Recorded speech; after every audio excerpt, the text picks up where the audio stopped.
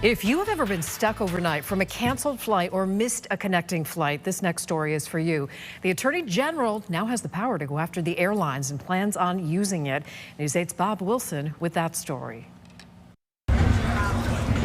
Like a lost bag stuck on the carousel, airlines sometimes give passengers the runaround when a flight gets canceled. Chicago O'Hare, we were going on a mission trip, a whole group of us, we just got stuck and there was nothing that could be done. You have like 25 people, you spent the budget on the trip already, so we're just like in the airport. We have to find a hotel, sometimes we have to extend our rental car and then make arrangements with the airlines for a flight out. Attorney General William Tong's office receives hundreds of phone calls about the airlines. That's a really tough situation. I mean, who's going to pick up the tab on that hotel? Who's going to pick up the tab on a cab or an Uber? And that's why very often you'll see people spend the night lying on the floor. But now the Secretary of Transportation passed on federal powers to 25 attorneys general. That way they can launch their own investigation for their own states against the airlines. Today, the Secretary of Transportation says, I'm going to deputize state attorneys general, give them my power to investigate airlines and to go after airlines when they treat Connecticut travelers and customers poorly. I know people that get stuck and they're like, oh, sorry, your flight's been canceled. So that's just kind of frustrating.